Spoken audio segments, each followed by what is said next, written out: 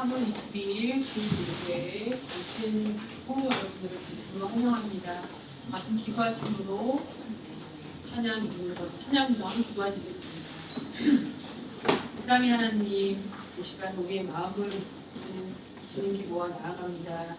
한 주를 살아오며 여러 생각과 마음이 있지만 이 시간만큼은 우리의 시선을 주님께 올려드리기를 원합니다. 우리의 입술로 이어진 찬양이 그저 노래가 아니라 주님을 향한 진심의 고백이 되게 하시고 우리의 마음이 주님 안에서 다시 새로워지게 하여 주시옵소서. 이 시간 오직 예수님만 바라보게 하시고 주의 사랑 안에 거하는 우리가 되게 하여 주옵소서. 이제 드리는 찬양을 기쁘게 받아주시고 주님 홀로 영광 받아주시옵소서. 예수님의 이름으로 기도드립니다. 아멘.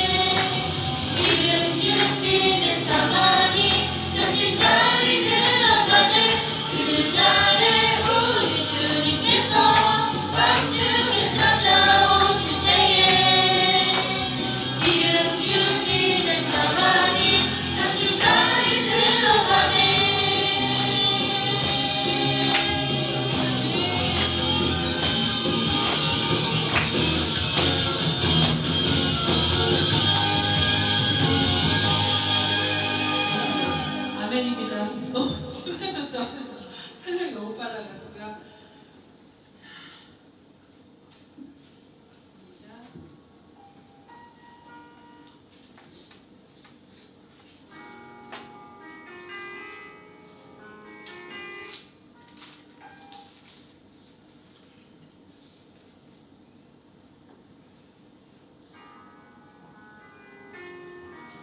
자, 이 시간 우리 눈을 감고 우리의 마음을 조용히 돌아봅니다. 다 같이 눈을 감아주시고요. 우리는 주님을 사랑한다고 고백하면서도 여전히 세상을 더 붙잡고 있었고 또 주님보다 다른 것들에 더 마음을 두고 살아왔음을 고백합니다. 지치고 무너지고 방향을 잃어버릴 때마다 우리는 쉽게 흔들렸지만 그 순간에도 주님은 단 한 번도 우리를 포기하지 않으시고 끝까지 사랑으로 우리를 붙들어 주셨습니다. 그 사랑이 우리를 살리셨고 또 그 사랑이 우리를 다시 이 자리로 부르셨습니다. 이 시간 더 이상 다른 것을 붙잡지 않겠습니다. 오직 예수님 한 분만 붙잡겠습니다. 그 어떤 것보다 크고 깊은 주님의 사랑에 기꺼이 매여 살아가기를 원합니다. 우리의 진심의 고백으로 오늘 오직 예수뿐이네 또 주의 사랑에 매여 주님께 찬양 올려드리겠습니다.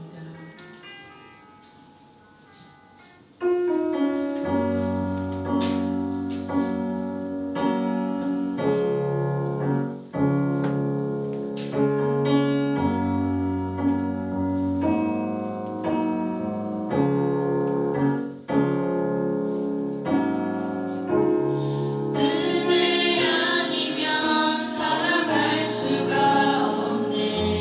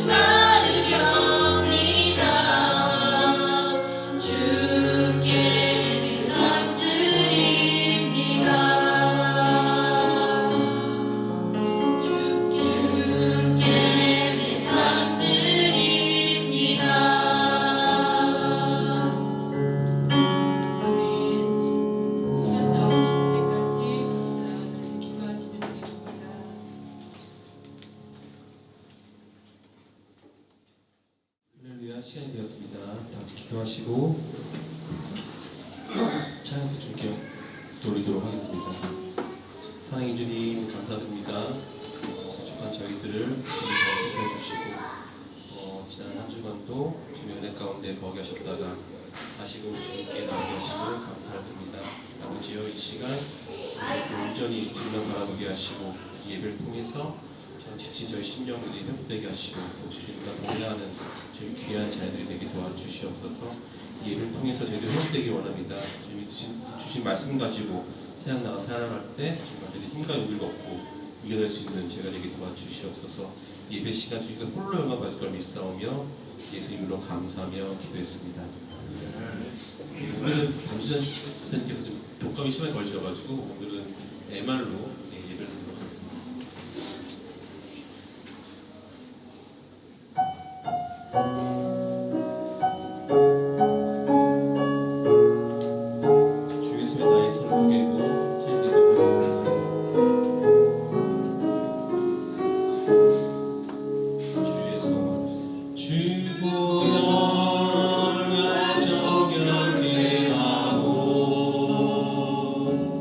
주보여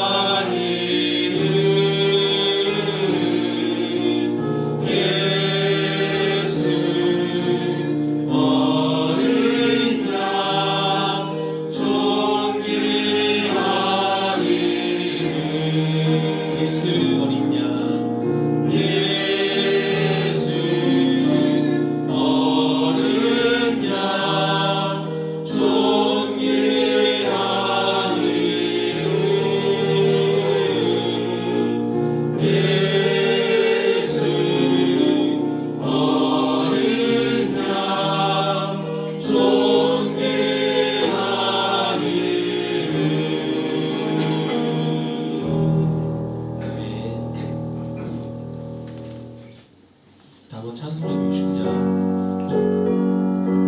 잠시만요. 시작하겠습니다. 그 참혹한 십자가에 주하여 흘린 피 새들같이 흘려서 죄 씻어 주시네. 나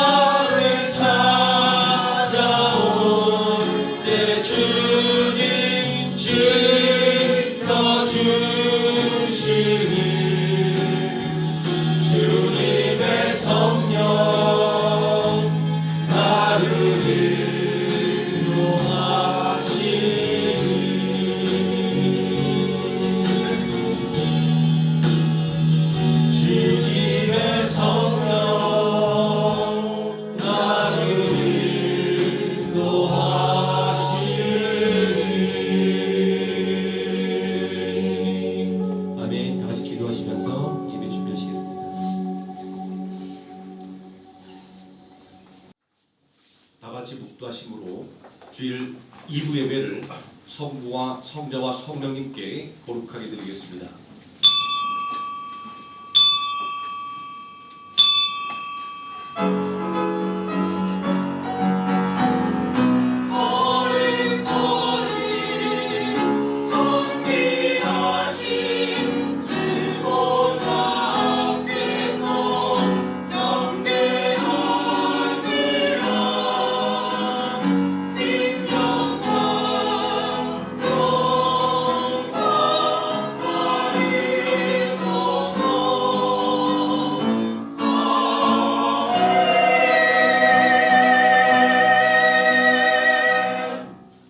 곧 그때 어떤 바리새인들이 나와서 이르되 나가서 여기를 떠나소서 헤롯이 당신을 죽이고자 하나이다.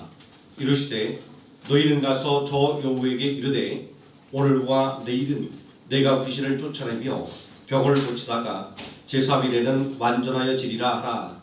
그러나 오늘과 내일과 모레는 내가 갈 길을 가야 하리니 선지자가 예루살렘 밖에서는 죽는 법이 없느니라. 아멘. 다 함께 자리에서 일어나셔서 찬송가 1장 함께 찬송하시겠습니다.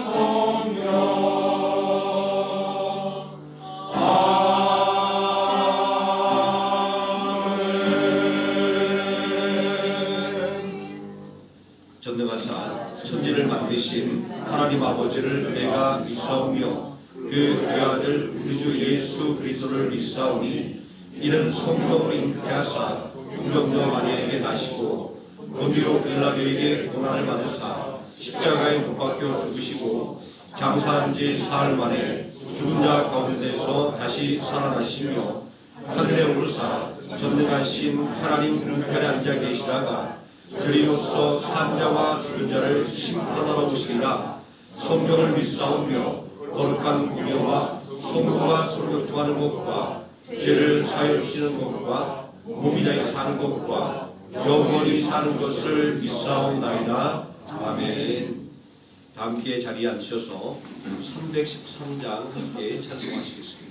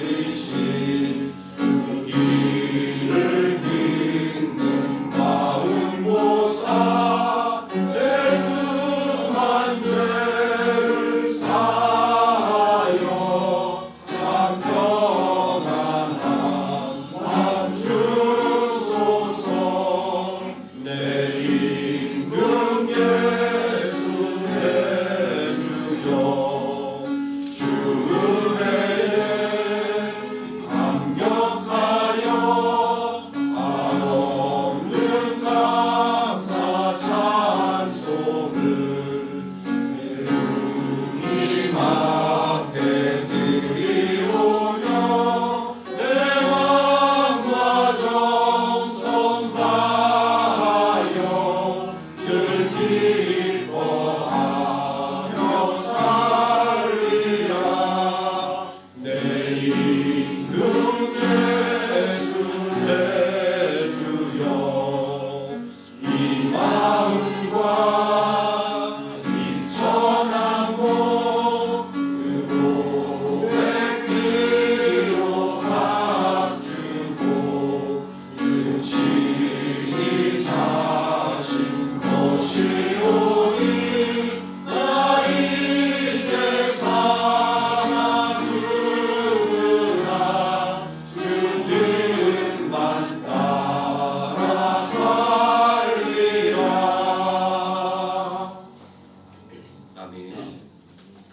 이 시간 함께 은혜 받은 하나님의 말씀 요한복음 9장에서 함께 보도록 하겠습니다.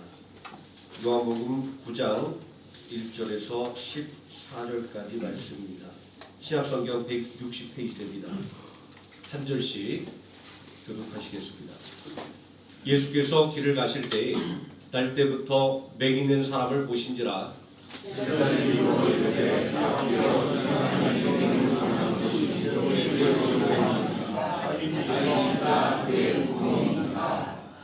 예수께서 대답하시되 이 사람이나 그 부거이저로 일하는 것이 아니라 그에게서 하나님이 하신 일을 나타내고자 하심이라.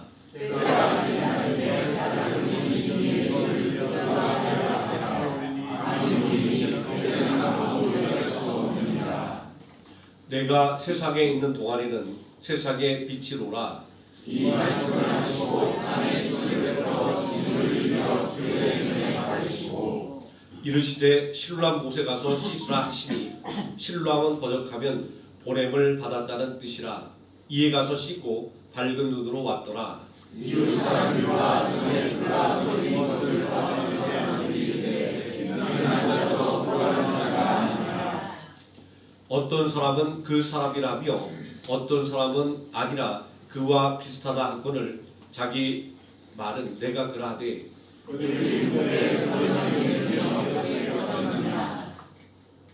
대답하되 예수라는 그 사람이 진흙을 이겨 내 눈에 바르고 나더러 실로암에 가서 씻으라 하기에 가서 씻었더니 보게 되었노라. 그들이 그때 그가 어디 있느냐 그에게 알지 못하노라 하니라.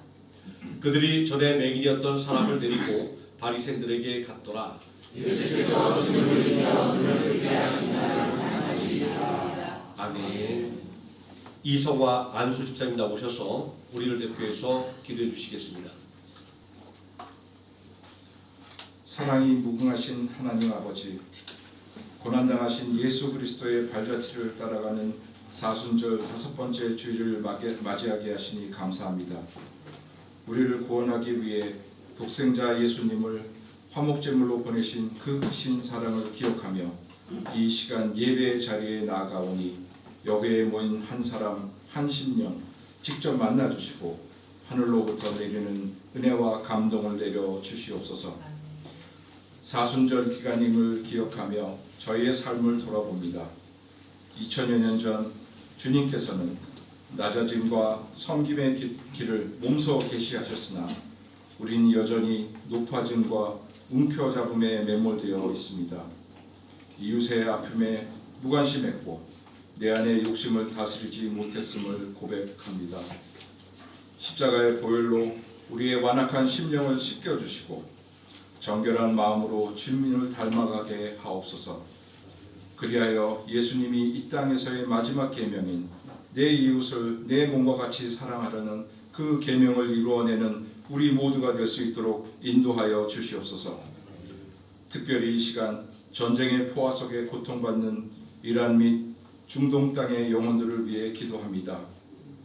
허망한 종교적 신조에 입각한 독재와 자기들의 정치적 유불리를 따지는 위정자들이 시작한 전쟁이지만 정작 피해와 고통을 받는 것은 힘없는 사람임을 우리는 역사를 통해 알고 있습니다.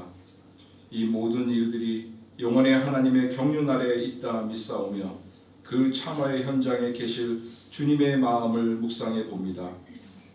예루살렘의 멸망을 예견하시며 눈물을 흘리셨던 주님께서 지금 무고하게 죽어가는 이들과 공포에 떠는 아이들을 보며 애통하고 눈물을 흘리고 계시리라 믿습니다.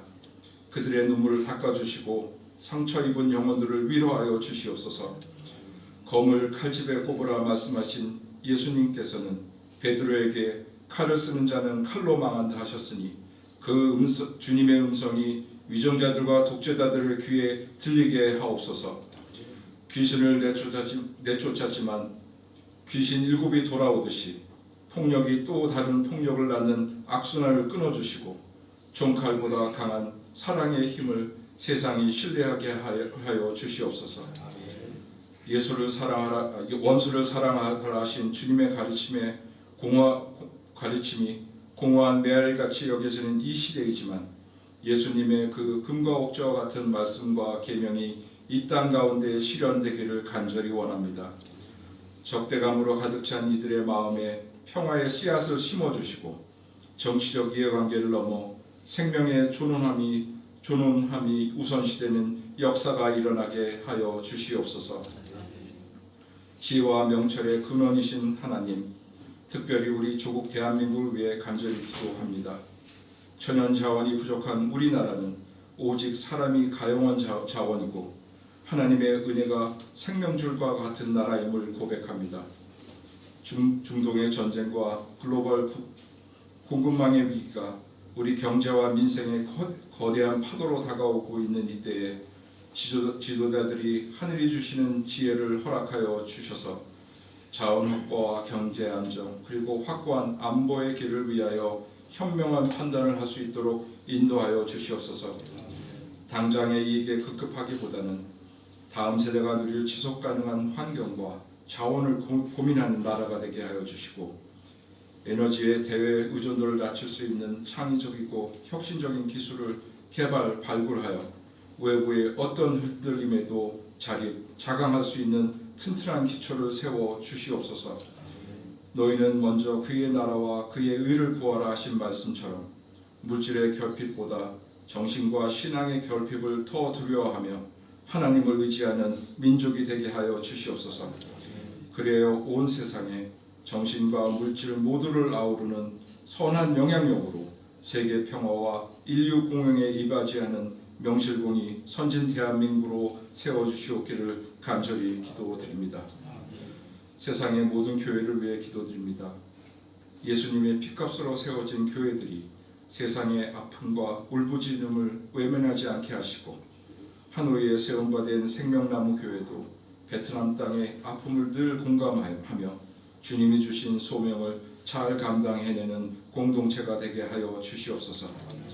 말씀을 전하시는 김송희 담임 목사님께 성령의 능력을 더하시어 그 말씀이 우리의 영혼의 양식이 되게 하시고 세상을 변화시키는 능력이 되게 하여 주시옵소서.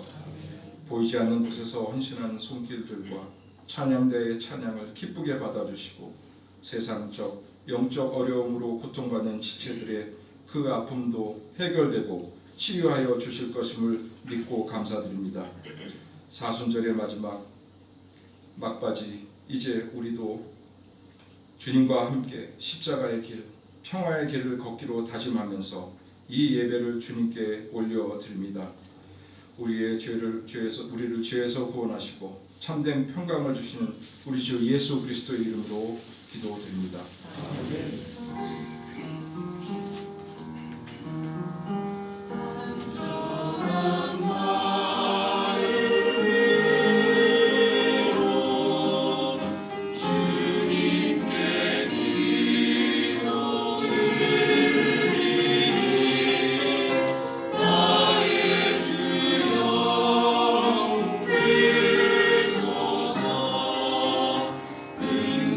응답하여 주소서.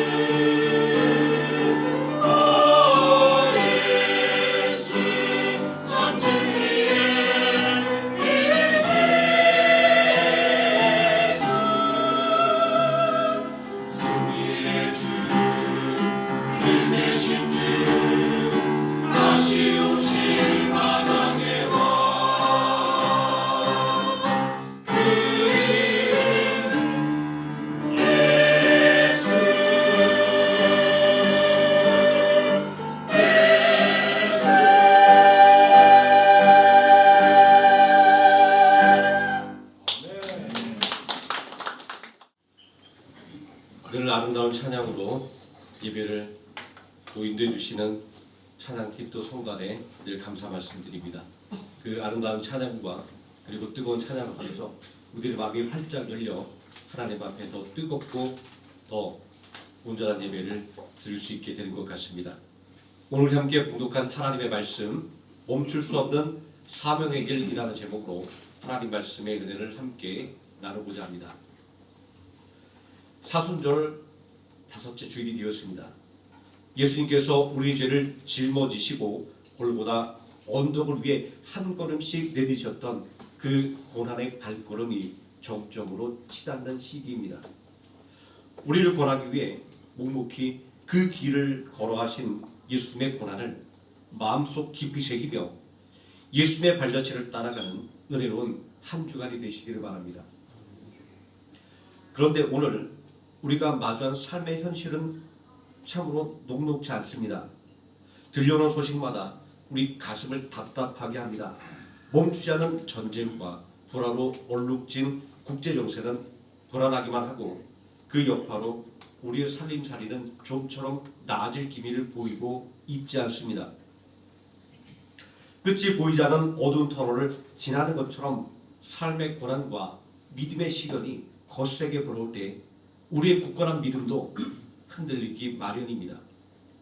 감사를 잊어버린 자리에는 어느덧 원망과 불평이 스며들고 왜 하필 내게만 이런 시련이 오는가라고 하는 절망적인 질문이 우리를 괴롭히곤 합니다. 하지만 우리가 겪는 이 고달픈 현실은 본문 말씀 속에 등장하는 예수님이 마주하셨던 그 긴박한 상황에 비한다고 한다면 별일 아니라고 여길 수도 말할 수 있는 분도 있겠지만 우리는 우리 상황이 예수님께서 당하셨던 그 긴박한 상황과 너무나 닮아 있다라고 생각합니다. 요한복음 9장에 기록된 사건은 겉으로 보기에는 날 때부터 맹인이었던 사람이 눈을 뜨게 되는 놀라운 기적의 현장을 증거하고 있습니다. 그런데 이 이야기의 이면을 들여다보면 이 기적을 베푸시고 있는 예수님을 둘러싸고 있는 분위기는 마치 사면초가의 위기에 빠진 것처럼 또 살 어렵한 위를 걸어가는 듯 위태로웠습니다. 종교 지도자들은 예수님을 고발할 빌미를 찾기 위해 혈안되어서 예수님의 일거수일투족을 감시했습니다. 어떻게든 율법의 잣대를 들이대어 제거할 명분을 찾으려고 했고 급기야 요한복음 9장 22절에 나오듯 누구든지 예수를 그리스도로 시인하는 자는 출교하기로 결정하는 강수를 두었습니다. 당시 유대 사회에서 출교는 단순한 종교적인 퇴출이 아니었습니다. 가족과 이웃 경제적인 공동체로부터 완전히 격리되는 사회적인 사형 선고였습니다. 오늘 이 예배 자리에 앉아있는 우리 성도님들의 형편은 어떠합니까? 이러한 사면초가의 압박은 단지 먼 과거의 이야기가 아니라 오늘날 우리의 삶의 현실로 다가와 있습니다. 어쩌면 우리도 세상의 출교의 위협과 같은 그 위험 앞에 서 있을 수 있습니다. 믿음을 지켜나다가 직장에서 소외당하고 남들 다 누리는 행운이 나에게서만 비껴간 것 같은 박탈감을 느끼는 절망의 밤을 지새우고 계시는 분들도 있을 것입니다. 이처럼 사방이 꽉 막힌 위기 속에서 성도는 과연 어떻게 믿음을 지키며 사명을 완수해낼 수 있을까요? 우리는 온갖 혼란과 핍박 속에서도 인류권의 역사를 성취하기 위해 묵묵히 십자가를 향해 걸어가셨던 예수님을 바라보아야 합니다. 모든 것이 불가능해 보이는 상황 속에서 결코 멈추지 않았던 예수님의 발걸음을 통해 고난 앞에선 우리가 붙잡아야 할 승리의 비결과 사명이 무엇인지 오늘 말씀을 통해서 함께 알아가고자 합니다. 본문 말씀이 우리에게 가르쳐주는 성도의 사명은 분명합니다. 첫째는 나에게 불어닥친 고난을 불평의 조건이 아니라 하나님께서 하시는 일을 나타낼 기회로 삼는 것입니다. 둘째는 사방이 꽉 막힌 밤과 같은 세상 속에서 예수님께서 그러하셨듯이 우리 또한 세상의 빛으로 끝까지 남는 것입니다. 셋째는 어떤 박해와 소외가 따른날지라도 우리를 실로 암으로 보내신 예수님의 뜻을 신뢰하며 내게 주어진 길을 묵묵히 걸어가는 것입니다. 이 멈출 수 없는 사명의 길이 어떻게 우리를 절망의 늪에서 건져내며 영광과 소망의 자리로 인도하는지 이제 예수님의 발자취를 따라 하나씩 하나씩 찾아보고자 합니다. 앞에 말씀드린 것처럼 사면 초과 위기 속에서 우리가 붙잡아야 할 첫 번째 비결은 환경의 어려움에 매몰되지 않고 오히려 그 어려움을 압도하는 사명의 능력을 회복하는 것입니다. 본문 14절은 이 기적이 일어난 시점을 의도적으로 부각하고 있습니다. 요한복음 9장 14절에 예수께서 진흙을 이겨 눈을 뜨게 하신 날은 안식일이라.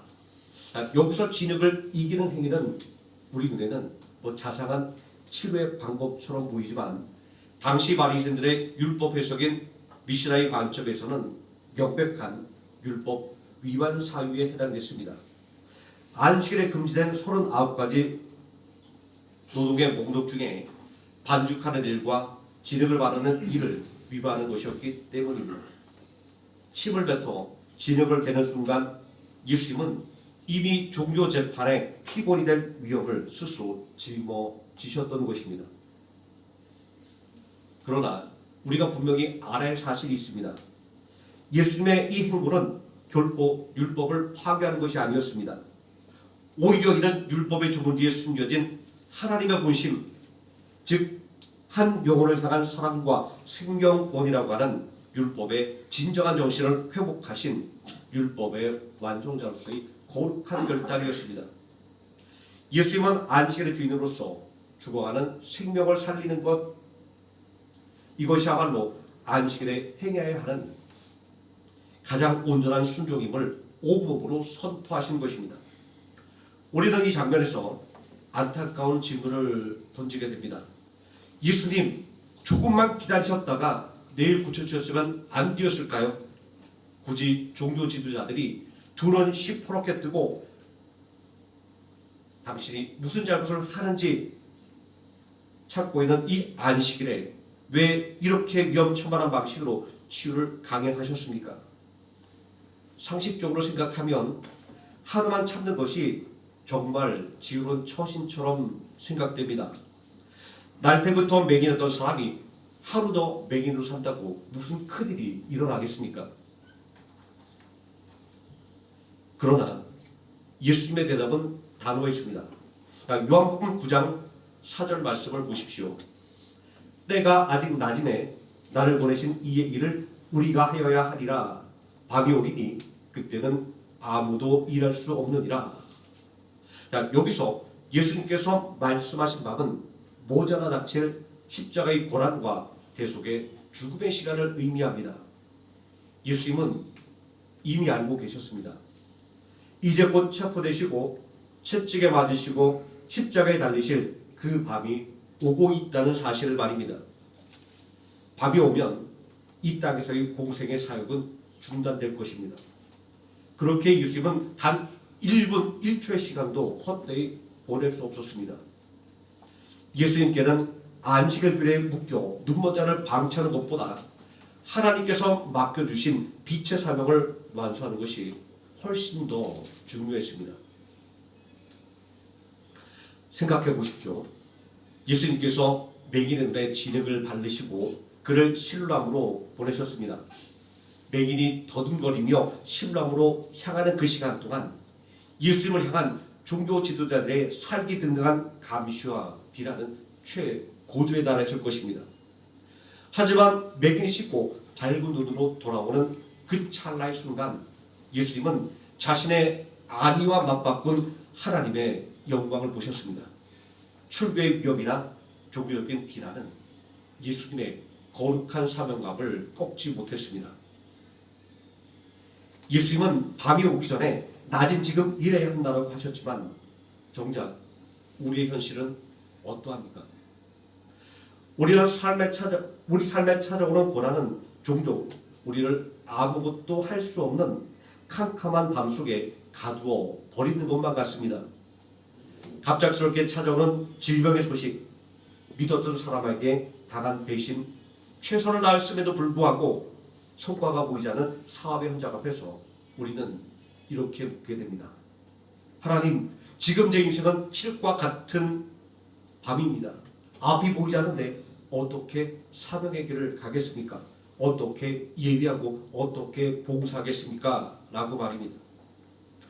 우리는 나를 둘러싼 이 문제라고 하는 환경이 풀려야 내 삶의 밤이 물러가고 낮이 와야 비로소 하나님의 일을 할 수 있다고 생각합니다. 하지만 본문이 증거하고 있는 예수님의 모습을 생각해 보십시오. 예수님께도 그 환경은 안식일 논쟁과 죽음의 위협이라고 하는 밤이었습니다. 그럼에도 불구하고 예수님은 그 밤을 뚫고 맹인에게 손을 뻗으셨습니다. 성도의 사명은 환경이 완벽할 때 수행하게 되는 취미가 아니라 오히려 사방이 꽉 막힌 밤과 같은 고난 속에서 하나님의 영광을 드러내는 생존이기 때문입니다. 그러므로 우리 역시 주어진 환경을 탓하며 주저앉아 있을 여유가 없습니다. 시련이 오고 사방이 꽉 막힌 것처럼 느껴질 때 우리는 왜 나에게 이런 일이 일어났는가라는 것을 묻기보다 이 낮의 시간에 내가 감당해야 하는 하나님의 일은 무엇인가 먼저 물어봐야 할 것입니다. 사명은 환경이 좋아졌다는 것이 아니라 밤이 오기 전에 바로 지금 감당하는 것이기 때문입니다. 이처럼 사명은 환경이 좋아지는 것을 기다리는 것이 아니라 밤이 오기 전 바로 지금 감당하는 생존의 문제를 깨달았다고 한다면 우리는 이제 그 사명의 일을 끝까지 완주하게 만드는 동력인 거룩한 담대함에 주목해야 합니다. 환경이 우리를 짓누를 때 우리에게 필요한 것은 상황의 변화가 아니라 어떠한 위험 앞에서도 흔들리지 않은 믿음의 담대함입니다. 어떤 어려움 앞에서도 멈출 수 없는 예수님의 굳건한 의지는 누가복음 13장에도 선명하게 드러납니다. 어떤 바리새인들이 나와서 헤롯 왕이 당신을 죽이려고 하니 이곳을 떠나소서라고 경고할 때 예수님은 누가복음 13장 33절에서 이렇게 선언하셨습니다. 말씀 한번 보도록 하겠습니다. 오늘과 내일과 모레는 내가 갈 길을 가야 하리니 선지자가 예루살렘 밖에서는 죽는 법이 없느니라.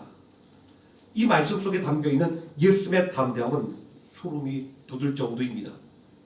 예수님은 자신의 생명이 헤롯의 손이나 종교 지도자들의 음모에 달려있지 않음을 확신하셨습니다. 하나님의 구속사가 완성되기 전까지는 다시 말해 예루살렘의 골고다 언덕에서 십자가를 지고 일묘절을 계속하기 전까지는 그 어떠한 핍박과 박해도 자신을 쓰러뜨릴 수 없음을 굳게 믿으셨던 것입니다. 이 담대함의 근원은 바로 하나님의 약속에 대한 절대적인 신뢰입니다. 하나님께서 나를 이 땅에 보내셨고 내가 그 뜻을 다 이루기까지 하나님께서 나를 붙들어 주신다고 하는 확신입니다.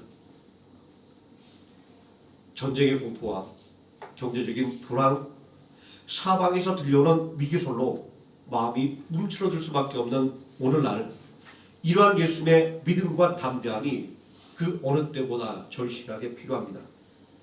왜냐하면 우리가 겪는 시련 중에서 가장 뼈아픈 것은 경제적인 결핍이나 육체적인 고통보다 믿음을 지키려고 노력할 때 겪게 되는 관계의 단절과 세상의 차가운 시선이기 때문입니다. 당시 유대 사회의 추교는 오늘날 우리에게는 어떤 모습으로 다가오게 될까요? 믿음의 가치를 우선하다가 손해를 보고 업계에서는 바보 취급을 당하는 소외감, 또 믿음을 지키기 위해 세상의 유흥과 타협하지 않다가 친구들 사이에서 외톨이가 되는 쓸쓸함, 혹은 남들이 다 누리는 행운이 나에게만 비껴가는 것 같아 느끼는 영적인 박탈감일 수도 있습니다. 마귀는 이 불안과 이 출교의 공포를 이용해서 우리를 끊임없이 위협하며 속삭입니다. 내가 그렇게 유별나게 믿어서 남는 게 뭐가 있어? 적당하게 타협해라. 그래야 내 삶이 편해진다 라고 말합니다. 하지만 바로 그때 우리는 예수님께서 보여주셨던 그 믿음의 담대함을 기억해야 합니다. 헤롯이 죽이려고 나는 내 갈 길을 가겠다고 하시는 예수님의 선언은 내 생명과 형편이 세상 권력자의 손이 아니라 오직 하나님의 손에 달려 있다라고 하는 확신에서 나온 것이었습니다. 우리가 말씀을 시작할 때 우리가 했던 질문, 이 위기 속에서 어떻게 사명을 완수할 것인가에 대한 해답이 바로 여기에 들어 있습니다. 성도의 삶에 찾아오는 시련은 결코 우리를 망하게 만들려는 것이 아닙니다.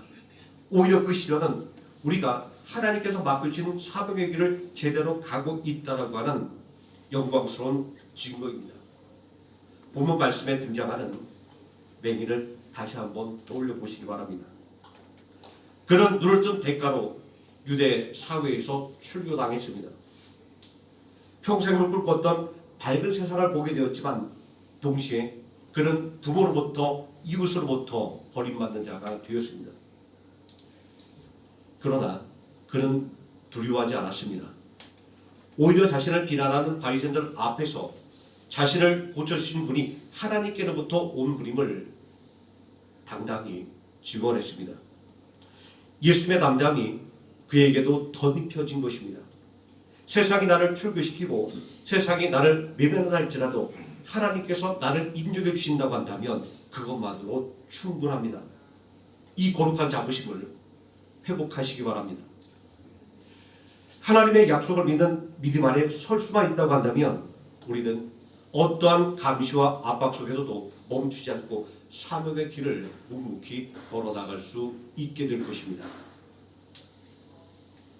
이처럼 어떤 위협 앞에서도 흔들리지 않은 거룩한 담대함으로 사명의 길을 걷는 것이 성도의 본분이라고 한다면 우리는 이제 그 담대함이 어디에서 시작되었으며 그 길이 우리에게 어떤 위로를 주는지 깊이 살펴보아야 합니다.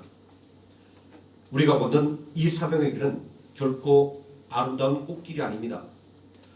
오히려 예수님이 친히 먼저 걸어가신 피 눈물 나는 고난의 길이며 예수님의 처절한 희생 위에 세워진 길입니다. 이사야서 53장 3절 그리고 7절은 우리가 가야 할 사명의 원형이 되시는 메시아의 모습을 이렇게 예언하고 있습니다. 사순절 우리를 위해 십자가에서 대속의 피를 흘리셨던 그 예수님의 모습을 우리가 이 말씀을 통해서 다시 한번 함께 읽으면서 마음속에 새겨보고자 합니다. 이사야서 53장 3절 그리고 7절 말씀입니다. 함께 읽습니다. 그는 멸시를 받아 사람들에게 버림받았으며 간고를 많이 겪었으며 질고를 아는 자라. 얼굴을 가린 것 같이 멸시를 당하였고 우리도 그를 여기지 아니하였도다.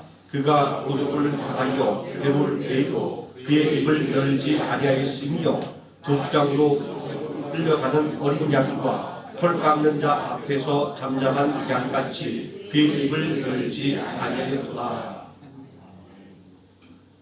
예수님은 무덤에서 침묵하셨던 것이 아닙니다. 십자가의 고통이 무섭지 않아서 묵묵히 그 길을 걸어가신 것도 아니었습니다. 우리를 담나가기 위해 그 거룩한 희생이 아니고는 죽어가는 우리를 구원할 방법이 없었기에 스스로 도수장의 어린 양이 되기로 결단하셨던 것입니다. 본문 말씀에서 맹인의 눈을 뜨게 만드는 이 기적 하나를 베푸는 데에도 예수님은 자신의 목숨을 건 안식일 논쟁과 출교의 위협을 고스란히 감수하셔야만 했습니다. 소외된 한 영혼을 위해 자신의 전부를 걸어야만 했던 것입니다. 하물며 우리의 죄악에 가려진 여기 눈을 뜨게 하기 위해서 예수님께서 골고다에서 지불하신 대가는 어떠하겠습니까? 우리가 사순절 5째 주일을 지나며 이 고난받는 종으로 오신 예수님을 묵상할 때 얻는 진정한 위로가 바로 여기에 있습니다. 그것은 예수님께서 우리의 고통을 이론으로만 아시는 분이 아니라 친히 그 몸으로 겪으신 분이라는 사실입니다. 자, 앞에서 우리가 탄식하며 물었던 질문, 하나님 왜 나에게만 이런 시련이 옵니까? 이 어려움의 터널 속에서 어떻게 감사를 찾습니까? 라는 질문에 예수님은 십자가 위에서 대답하십니다. 성도의 삶이 고달프고 그 사명의 길이 험난한 이유는 우리가 걷는 이 길이 세상의 영광을 구하는 길이 아니라 바로 그 고난받는 종의 발자취를 따내는 길이기 때문입니다. 우리가 사명의 길을 걷다가 외로움에 눈물을 흘릴 때 예수님은 나도 그 길에서 울어보았다라고 말씀하십니다. 믿음을 지키다가 세상에서 바보 취급을 당하고 억울한 일을 당해 가슴을 칠 때 예수님도 나도 도시락에 끌려가는 어린 양처럼 입을 열지 못하고 그 길을 걸어갔단다라고 하시며 우리의 떨리는 손을 잡아주실 것입니다. 히브리서 4장 15절 말씀은 이 놀라운 위로의 근거를 이렇게 선포하고 있습니다. 우리에게는 대제사장은 우리의 연약함을 동정하지 못하시리가 아니요 모든 일에 우리와 똑같이 시험을 받으신 이로되 죄는 없으시니라. 히브리서가 말하고 있는 이 동정은 단지 불쌍하게 여기는 마음이 아닙니다. 헬러 원어의 뜻은 함께 고통을 겪다라는 뜻입니다. 예수님께서는 우리의 육체적인 아픔을 이론적으로 공부하지 않으셨습니다. 예수님께서 채찍에 맞으실 때 그 육체의 고통이 어떠한지 몸소 아셨습니다. 우리가 당한 백신의 아픔을 가롯 유다를 통해 직접 겪으셨습니다.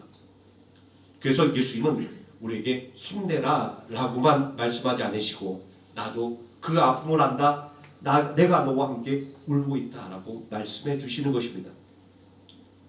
예수님은 저 멀리 저 높은 하늘 보좌에 앉아서 우리의 고통을 구경만 하고 계신 분이 아닙니다. 예수님은 우리와 똑같은 육신을 가지고 우리와 똑같은 배신을 당하셨으며 우리와 똑같은 출교의 아픔과 죽음의 공포를 직접 경험하셨습니다. 예수님께서 우리의 고난에 함께 물어줄 수 있는 이유는 예수님께서 이미 그 고난의 깊이를 몸소 경험하셨기 때문입니다. 또한 히브리서 5장 8절에서 9절 말씀도 이렇게 말씀합니다. 그가 아들이면서도 받으신 고난으로 순종함을 배워서 온전하게 되었은지 자기에게 순종하는 모든 자에게 영원한 구원의 근원이 되시고 하나님의 아들이신 예수님조차도 사명의 길을 완성하기 위해 고난이라고 하는 이 길을 통과하셔야 했다 한다면 하물며 예수님의 제자인 우리에게 고난이 없는 것은 너무나도 이상한 일이라고 말할 수밖에 없습니다.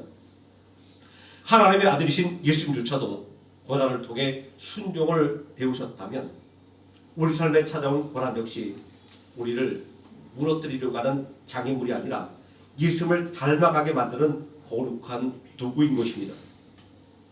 지금 우리가 겪고 있는 말 못할 시련은 우리를 온전하게 만들며 예수님의 승리를 증거하는 가장 강력한 도구로 빚으시는 하나님의 손길입니다. 그러므로 지금 우리가 겪고 있는 이 시련은 결코 무의미한 고통이 아닙니다. 히브리서 2장 18절의 약속처럼 그가 시험을 받아 고난 나가셨은즉 시험 받는 자들을 능히 도우실 수 있느니라 하신 말씀이 우리 삶의 실제가 되는 과정입니다. 그러므로 우리가 사명에 대해서 비틀거릴 때 우리를 정죄하지 아니하시고 나도 한다, 나도 그 길을 가보았다라고 격려하시는 예수님의 음성에 귀를 기울이시기 바랍니다. 예수님은 고난을 통해 사명을 완성하셨고 이제는 고난당하는 우리를 능히 도우시는 우리의 영원한 대제사장이 되셨습니다. 성도의 삶이 결코 쉽진 않지만 우리가 이 길을 능히 감당할 수 있는 이유는 우리보다 앞서서 그 길을 걸어가신 예수님의 승리의 영광이 우리 앞에 이정표처럼 놓여있기 때문입니다. 그 영광은 먼 미래의 약속이 아니라 오늘 고난의 길을 걸어가는 우리를 능히 이기게 하시는 실제하는 능력입니다. 예수님이 이미 그 영광의 문을 열어두셨기에 우리는 담대하게 그 길을 따라갈 수 있습니다. 예수님의 고난은 패배자가 아니라 사명의 완성이었습니다. 그러므로 우리는 절대로 낙심할 필요가 없습니다. 예수님의 거룩한 희생의 은혜가 지금 우리를 굳게 붙들고 있기 때문입니다. 우리를 위해 목숨까지 내놓으신 예수님께서 우리 눈물을 닦아주시고 시련에 이길 새 힘을 공급해 주실 것입니다. 예수님의 희생이 우리가 사명자로 설 수 있는 자격이 되었고 예수님의 승리가 우리가 고난을 견뎌낼 확신이 되었습니다. 예수님께서 이미 승리하신 그 길을 우리도 예수님의 못정난 손을 잡고 당당히 걸어가야 합니다. 이것이 바로 사방이 막힌 위기 속에서도 우리가 사명의 길을 멈출 수 없는 이유입니다. 우리가 오늘 사명을 이야기하지만 이것은 결코 우리의 열심이나 의지만으로 짊어져야 할 또 다른 무거운 짐은 아닙니다. 우리가 사명의 길을 완수해야 한다고 하는 당위성 이전에 예수님께서 십자가 위에서 다 이루었다 선언하시며 우리를 위한 사명을 먼저 완성해 주셨다라고 하는 은혜의 사실을 기억하시기 바랍니다. 사명은 내 힘으로 억지로 감당하는 고역이 아니라 나를 위해서 생명을 내어주신 예수님의 그 압도적인 사랑에 젖어들 때 우리 안에서 자연스럽게 터져나오는 거룩한 반응입니다. 예수님이 먼저 승리하셨기에 우리는 이 길을 걸어갈 수 있는 것이고 예수님께서 이미 다 이루셨기에 우리는 그저 예수님의 손을 붙잡고 그 승리에 잔뜩 참여하게 되는 것입니다. 이제 우리는 고난받는 쪽으로 오셔서 우리의 모든 연약함을 채울하신 예수님의 손을 굳게 잡고 우리 앞에 놓인 사명의 길을 완주하는 증인의 삶으로 나아가야 합니다. 지금 우리는 어떤 길을 걷고 계십니까? 앞에서 우리가 나누었던 그 답답한 현실들이 여전히 우리의 발목을 붙잡고 있지는 않습니까? 전쟁과 경제적 위기라고 하는 거대한 파도가 밀려오고 믿음의 길을 걸어간다고 하는 이유로 겪게 되는 소외와 출교의 위협이 우리를 위축시키며 마치 인생의 밤이 찾아온 것 같아 두려워하고 있지는 않습니까? 환경은 우리에게 이렇게 속삭입니다. 밤이 왔으니 모든 것이 끝났다라고 말입니다. 자, 그러나 기억하실 것이 있습니다. 밤은 일하는 시간이 아니라 하나님을 신뢰하며 견디는 시간입니다. 낮은 하나님께서 열어주신 사명의 현장입니다. 지금 내 삶의 형편이 어떠하든지 나를 신뢰하러 보내신 예수님의 명령은 유효합니다. 나를 둘러싸고 있는 환경에 무릎 꿇지 마시기 바랍니다. 우리를 도우시는 대제사장 예수님께서 우리 곁에 계십니다. 나를 둘러싼 환경이 나를 두렵게 만들 때 오늘 말씀이 증거하고 있는 예수님의 모습을 다시 한번 떠올려 보시기 바랍니다. 박해와 핍박이 코앞에 닥친 절체절명의 순간에도 지금은 일해야 할 낮이라고 선언하며 율법의 정죄를 무릅쓰고 묵묵히 진흙을 이겨 맹인의 눈을 만지셨던 그 뜨거운 손길을 기억하시기 바랍니다. 자신의 생명이 헤롯이나 바리새인의 손이 아니라 오직 하나님의 장중에 있음을 믿고 예루살렘을 향해 십자가의 사명의 길을 포기하지 않고 끝까지 걸어가셨던 그 담대함을 가슴 깊이 새기시길 바랍니다. 이러한 예수님의 모습을 바라보며 우리가 꼭 기억해야 하는 진리가 있습니다. 우리의 인생은 우리를 둘러싸고 있는 환경이 결정하는 것이 아니라 하나님께서 주신 사명이 결정한다는 사실입니다. 내가 처한 환경이 밤이라고 해서 하나님의 일이 멈춰지는 것이 아닙니다. 오히려 우리가 하나님의 일을 나타내리라고 결단하고 일어서는 그 순간 우리를 가로막던 세상의 모든 위협은 사명의 길을 가로막는 장애물이 아니라 오히려 하나님의 영광을 찬란하게 드러낼 축복의 통로가 될 것입니다. 우리에게 새롭게 주어주신 이 한 주간 세상 속에서 나를 증명하라고 애쓰며 사람들의 시선에 일비하던 고단한 삶을 이제는 내려놓고 나를 실로함으로 보내신 예수님, 나의 아픔을 자신의 몸으로 직접 체험하여 아시고 능히 도우시는 우리의 대제사장이신 예수님을 신뢰하는 기쁨으로 나아가시기 바랍니다. 고난은 잠시이지만 사명의 영광은 영원합니다. 시련은 우리를 흔들지만 예수의 손은 우리를 굳게 붙잡아 주십니다. 멈출 수 없는 그 사명의 길을 예수님과 함께 끝까지 완주하며 하나님 앞에 서는 날 잘하였도다 착하고 충성된 종아 라고 하는 예수님의 음성을 듣는 우리 모든 성도님 되시기를 예수님의 이름으로 축원드립니다. 기도하시겠습니다.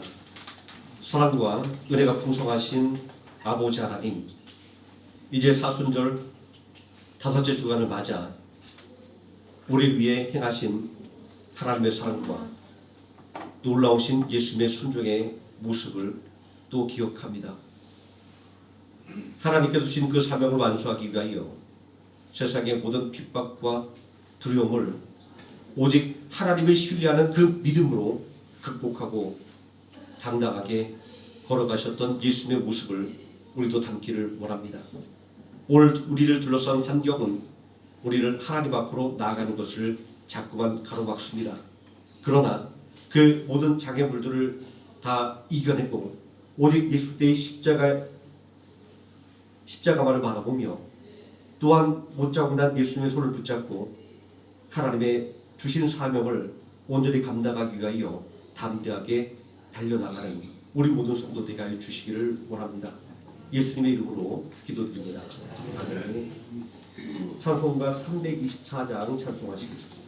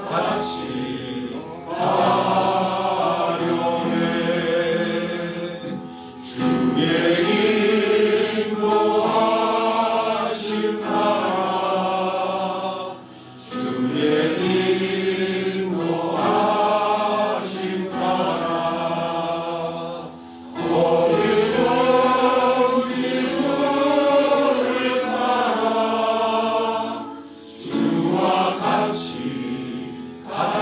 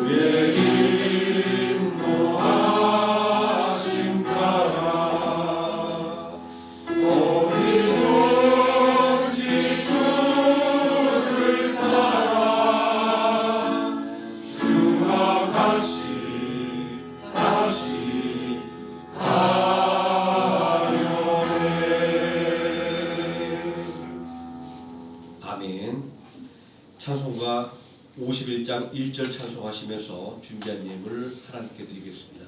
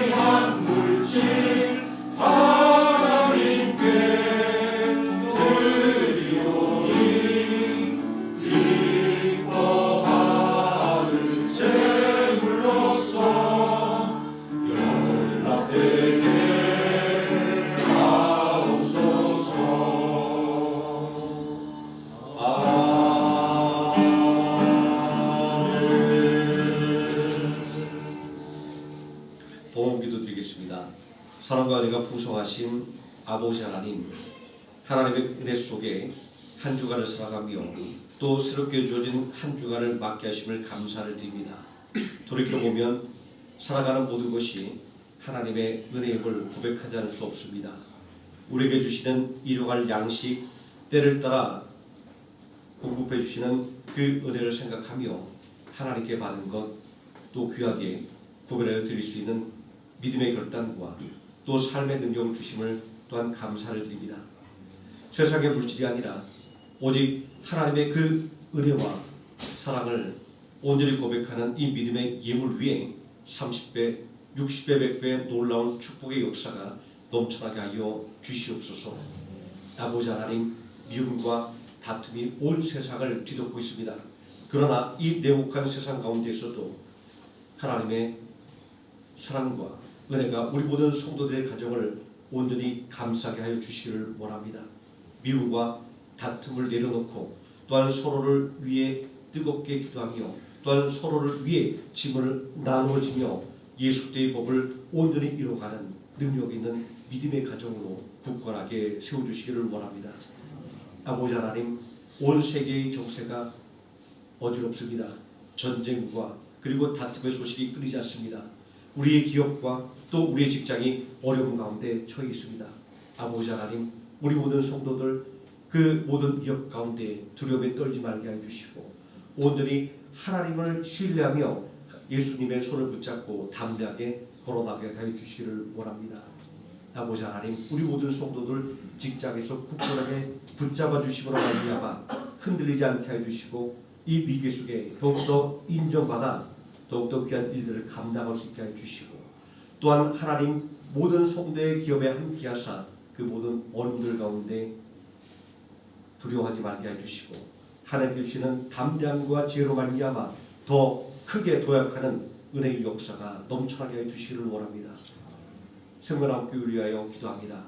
하나님께서 맡겨주신 영혼권의 사업을 위하여 더욱더 힘쓰고 애써 일하는 교회가 되게 해주시기를 원합니다.